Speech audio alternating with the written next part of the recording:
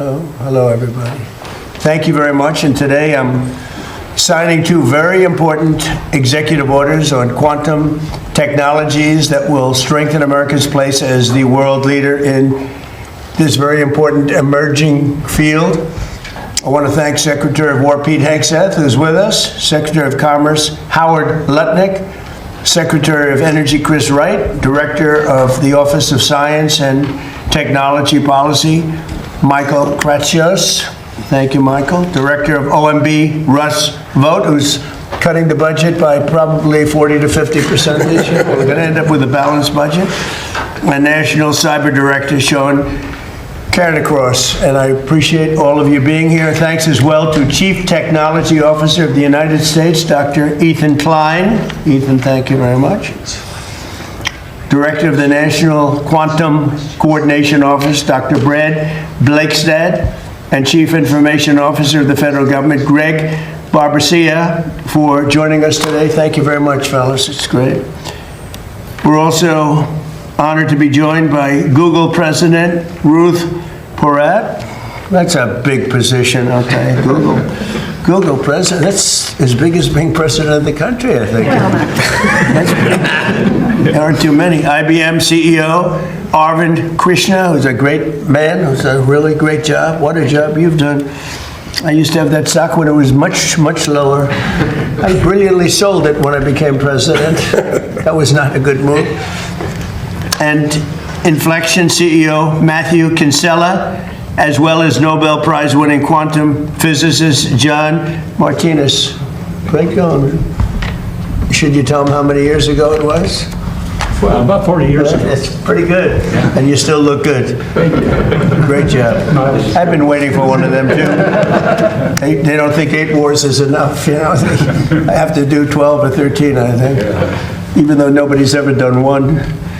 Quantum technologies represents the next generation of innovation across computing, sensing, and networking with enormous significance for our country's economic growth, scientific research, and cyber security. It's really a big deal that we're doing today, and the country's doing really well, as you know.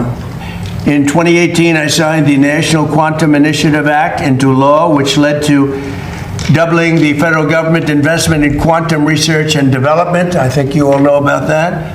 That helped unleash billions of dollars of private investment in America's quantum industrial base, promoting significant scientific and technological progress like we've never seen before, actually. We want to keep that positive momentum going in America with the orders that I'm signing today, and these will really have I think, place it a big step forward. We're already the leader by a lot, and we're going to be now the leader by a lot more. With the first executive order launches a national effort to produce a quantum computer capable of performing important scientific calculations and to develop quantum-enabled sensors and networks in the next 5 years. And we're going to be investing in American quantum leadership like never before to stay ahead of the pack. We're way ahead right now. We'll keep it that way.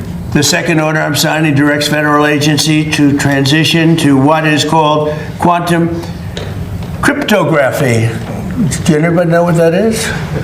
You're going to hear very soon, so you're going to find it interesting. Cryptography for their computer systems by 2031 and to lead the way for wider adoption of these extremely strong security standards. America is celebrating 250 years of ingenuity, innovation, and invention this year, and today's commitments to quantum leadership will help secure that legacy for decades to come. I just want to say before we introduce a couple of the people, we're doing very well with respect to the Hormuz Strait. We took in more oil yesterday than has ever gone through the strait. You probably see that. We have an oil gusher. The strait is totally open. You know that. And we're negotiating. We'll see how that all goes. But we have two things. We have an open strait, and we have a country that will never have a nuclear weapon. Will never, ever have a nuclear weapon. So now I'd like to invite Michael Kratsios, Director of the Office of Science and Technology Policy, to say a few words, followed by National Cyber Director Sean Cairncross and Secretary Wright, who's doing a fantastic job over in Venezuela and every place else he touches. Venezuela, by the way, has been amazing. We are really having a great relationship with that country, taking out tremendous amounts of oil, far, far more than that particular war cost, many, many times. Sending it to Houston, sending it to Louisiana, sending it to lots of places. And Venezuela is also doing well. Venezuela is doing better than it's done in maybe ever. So it's been an amazing situation. Where did you ever hear of getting money back from the war by 42 times over, right, Pete? Nobody does that. And I think Iran, I can say on a sort of a different scale, is in its own way working out very well. Maybe, it's hard to say just as well, but maybe almost just as well. And we're doing very well in terms of negotiating a fair and reasonable deal. One of the things that we are doing also, and it came up last night, is money that's being unfrozen is going to be used to buy food, and the food's going to be bought exclusively through the United States from our farmers.